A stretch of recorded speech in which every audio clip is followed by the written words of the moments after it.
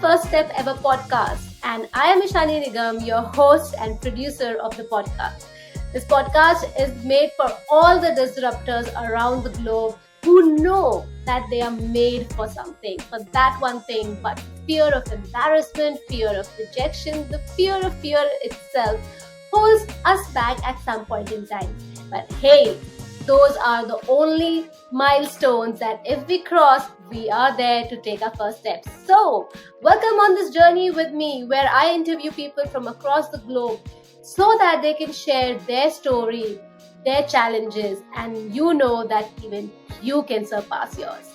Well, what are you waiting for?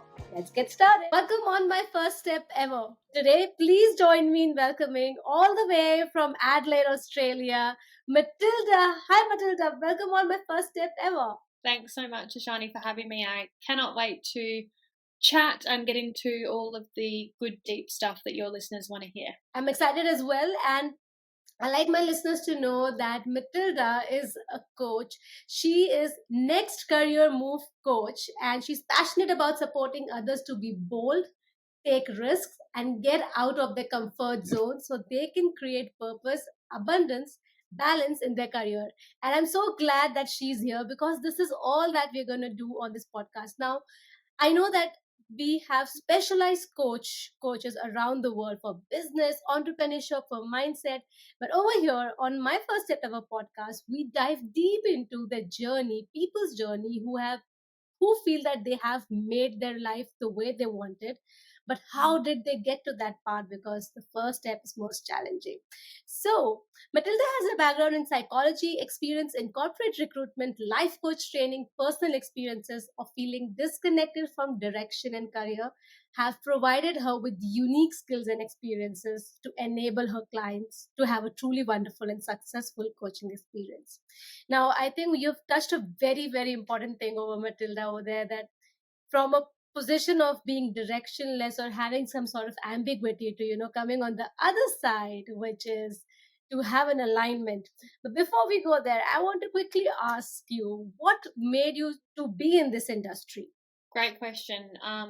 So we'll wind back to my psychology degree. So I picked psychology because I loved it at school. I was the person in the friendship group that was always the go-to counselor, great listener, very empathetic. And so kind of always knew that I wanted to work with people and help people in some way. And so a Bachelor of Psychology just made sense for me. And then upon graduating, while I was studying, I didn't really have a clear plan mapped out post uni. It was just kind of, I enjoy psych, I like working with people, let's study that. But then upon graduating, kind of came to the realization that I didn't want to go down that clinical pathway and become a psychologist.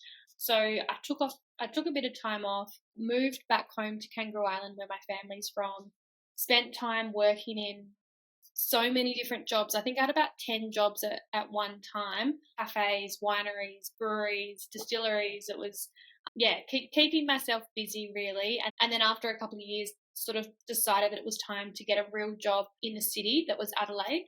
And anyone that's from Adelaide knows that it's just a big country town really. And wound up in recruitment, which I found myself really enjoying. And then at the start of 2020 decided that I wanted to travel and find myself and go on this big trip. Of course, COVID came along and disrupted those plans, and all of a sudden, I just quit my job, I'd moved out of home, and then all of a sudden this holiday wasn't happening, and feelings of being really low and lost and stuck and not sure what my next move was. That was where the idea of starting my coaching business came to life, and I enrolled in my life coach training course, and here I am today doing it. Matilda, that was a really, really, I don't know, interesting is not the right word, because I could really feel the emotion, the roller coaster emotional ride that you had, gone through around that time, because you were anyways planning to take a break so that you can discover yourself. And those 2 years didn't make anyone happy for a lot of reasons. So I really empathize with the situation that you were in, and I can only imagine how challenging it would have been mentally for you.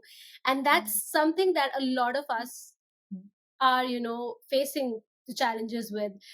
So we will come to that from your journey up till here.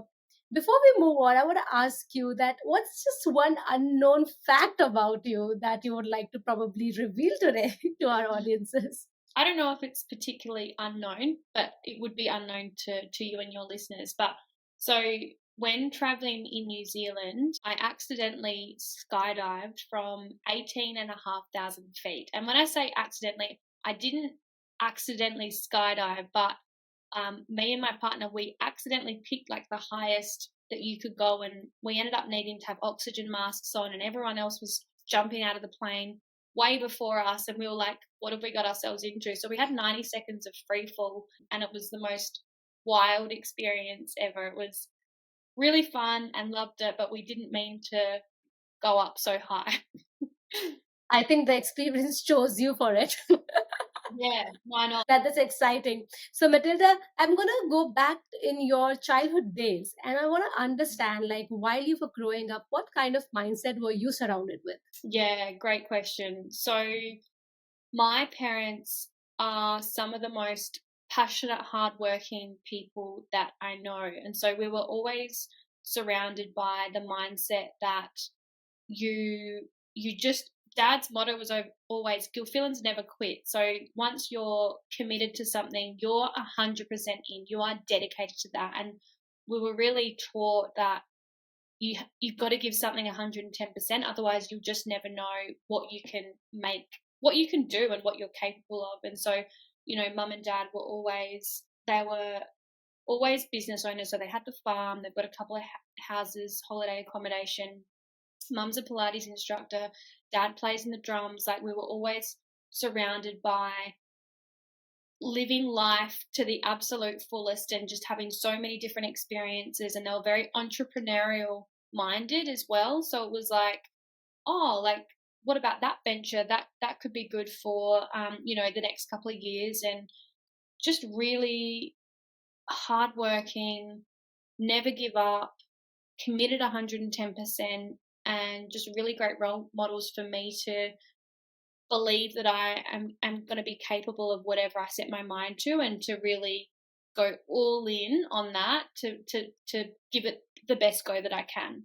Yeah, that's really interesting, the kind of environment that you've grown up in. For a lot of us out there, it is a kind of a pressurizing environment as well. I mean, every parent wants the best for their children, but sometimes you really don't know that what a person really wants. So they start listening to whatever voices that they have around them, thinking, oh, they have lived life, they might know better. So in this instance, did you ever succumb to any sort of pressure like that? Because I think you had a really amazing set of parents, just living the life that they wanted to and being happy and satisfied with what they were doing, of course encouraging you in all the right possible ways. But was there ever a point where you felt that, oh, that's too much of a pressure? Yeah, for sure. Especially, I guess the example that comes to mind when I finished so I did my 3 year psych science undergrad, and then I was lucky enough to have gotten into honours. So I did my honours year as well. So it was a 4 year degree. And my mum was really keen on me to go back and do my master's and supervise work to become a psychologist.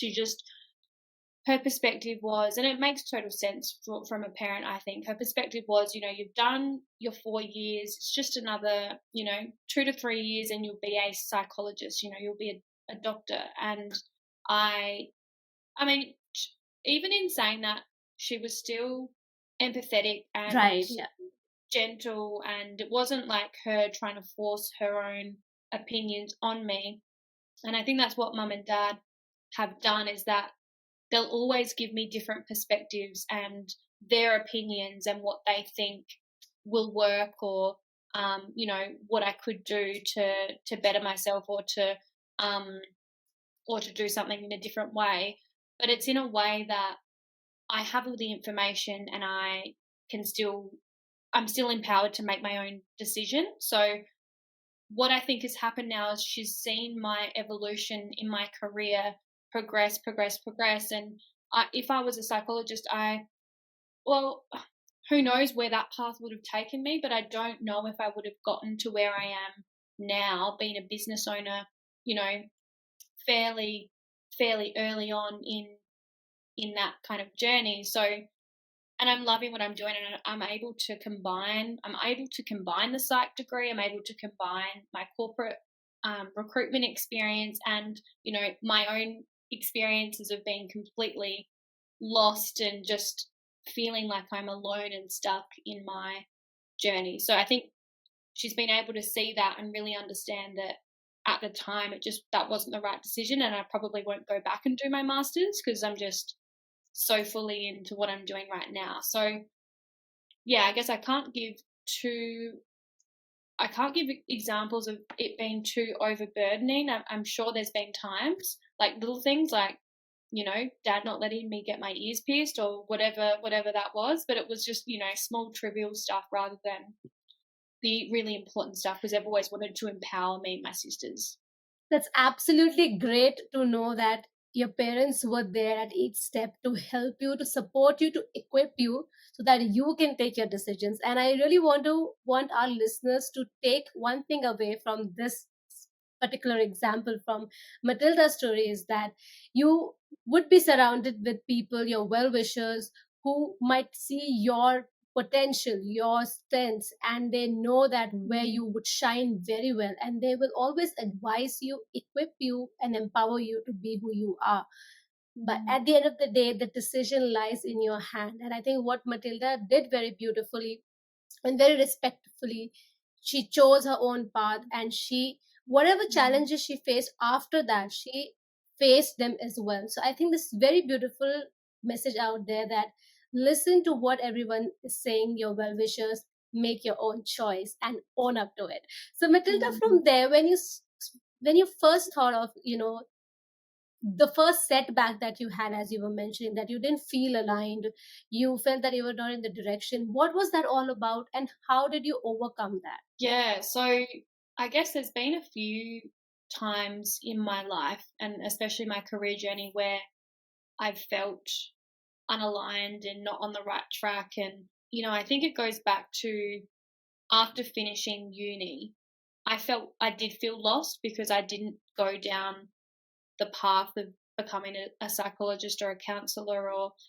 I wasn't using my degree, and I kind of felt like I was looking around me, and it was sort of like I felt everyone else had their purpose and their directional mapped out, and they knew what they were doing, and I had felt like I'd missed out on this thing that everyone around me seemed to have, you know, this thing that was driving them, that was motivating them. And I felt defeated. I just didn't like, I thought, okay, you know, I've gone to uni for 4 years, I'm not using the degree, I don't really know what my next steps are. And looking back, I really needed a coach or someone like me to support that growth and direction and that clarity. I just didn't know about it at the time, and really randomly ended up in recruitment. And anyone that works in recruitment will have a similar sort of outlook. Like, you don't dream of being a recruiter when you're a kid. You kind of just randomly end up in it. And I enjoyed parts of it, but there were also parts, especially in agency when it was quite sales focused, where I struggled with that. I struggled with, you know, cold business development calls and trying to force sales on people. Like, that just wasn't me. And I even had clients that would say, you know, they could see me in other roles and not really in the sales part of it. And I guess it was just a nice way of saying that it didn't align with me, and I knew that deep down as well. That was a challenge because I felt like, okay, I've, you know, established myself in recruitment, in that industry, don't really know where I can go from here, so I've just kind of got to ride that wave. And then I ended up, you know, working for this incredible employer in my first internal role within defence, and that taught me so much. It just taught me that there are employers and organisations out there who genuinely care for their people, that have really amazing employee benefits, and there's a lot of trust, and I had a great manager and great team, and that was the role that I left to start to do my own business full time. So there's been a lot of setbacks, and it's been a result of not being aligned to of doing work that's not aligned to who I am and what I value. Yeah, I think with every setback, with every challenge, with every turn in a different direction, at the time it's really challenging, and it's like, oh, why me? Why is this happening to me? But looking back, it's been those setbacks and those challenges and those wrong turns that have been the things that have led me to where I am now. And I was having a conversation earlier today about being in a really low point in your life and being down in the mud and the muck. And that's where we learn who we are. That's how we learn what we're capable of, what we can actually withstand and get through. And there's always light at the end of that tunnel. And I feel like the darker and muddier you're in, the brighter that light is, because you're really, it's like coming out the other side of being tested to your absolute max.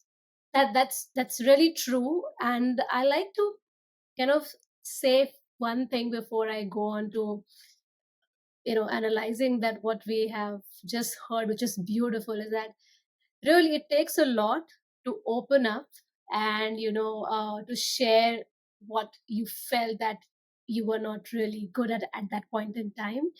And thank you so much, Matilda, for genuinely opening up to all of us, to everyone who's listening to us today around the globe, that how you felt about things. And I like to say that it's completely normal, because I think a lot of us who do graduate from uni at some point in time, we do have that feeling, oh my God, what am I doing in my life? I can see other people way too sorted. And that's, I think, kind of a feeling that each one of us have for each one of us.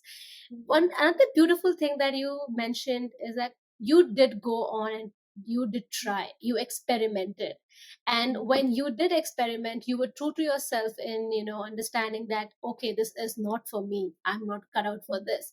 And you did accept it and you moved on from there, because if you're still in that particular zone where it's not good for you, you don't like that particular situation for any given reason, if you're still stuck in that situation, it's only going to make things worse. Now, I have been in that situation as well, and for so many other reasons, it made my move difficult. But once you take that difficult move, things become easy going forward. So Yeah. thanks, Matilda, for sharing those deep rooted emotions within you, because I know everyone who's listening to us is going to relate with that. And I know if they are in that situation, they'll feel okay at this point in time, so that they can think, what's the next step? Now, just moving forward, as you just mentioned about how your coaching business came about and everything, and we have experienced and felt your lows, but now we also want to experience your highs. So when you are aligned in this amazing role that you're in, what are the top three things that you feel have changed, or maybe that has empowered you to be yourself? What is really like to be you?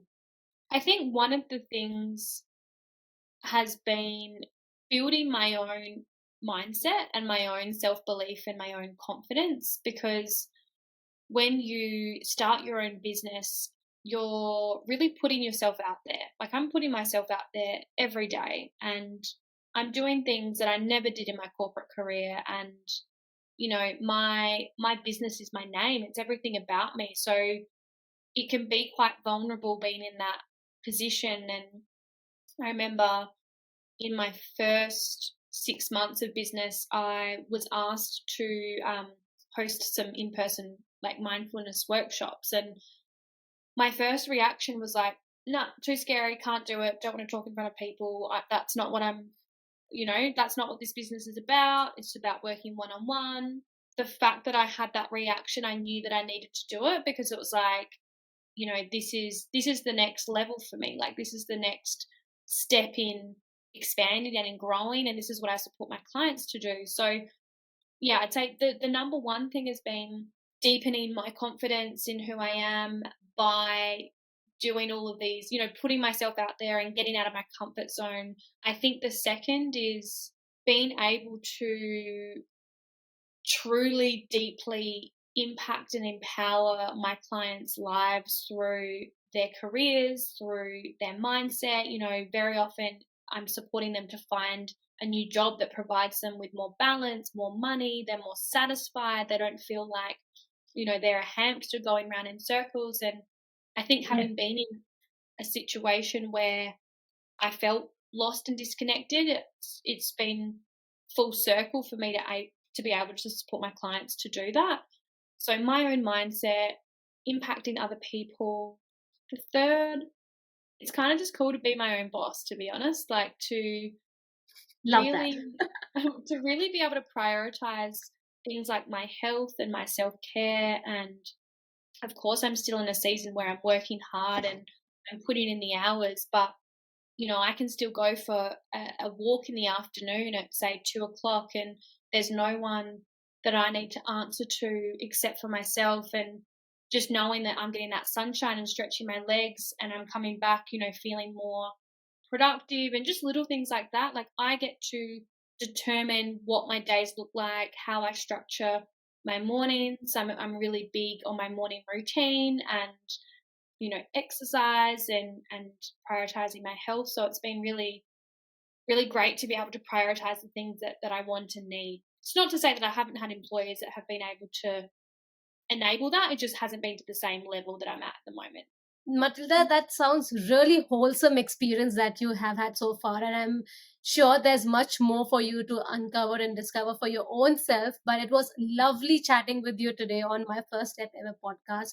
It is definitely for everyone, all the disruptors out there in the world out there who know that they are meant for something, they want to do something, but some sort of fear, some sort of, the rejection, the fear of rejection, everything is kind of holding you back, which is completely normal, and that's how you grow. And that is why we have amazing guests like Matilda over here, because if they can show you that how real humans are and how their emotions and values are, and they're still able to get past that, accept it, and make their own identity and do big in their life, so can you. So thank you so much for tuning into my first step ever. And Matilda, thank you so much for being on my first step ever. I will leave your LinkedIn link below in the show notes. So if someone really wants to, connect with you, they can. Thanks, Matilda. I would love that. Thank you so much for having me and for doing what you do, inspiring people with your podcasts and listening to other people's stories. I really love what you do and appreciate being on here. So thank you. If you're still glued together on this episode, thank you so much. I really appreciate that. And if you really want to hear more such stories from around the globe, then subscribe to my First Step Ever podcast on Apple Podcasts, Google, and Spotify, whichever platform you prefer.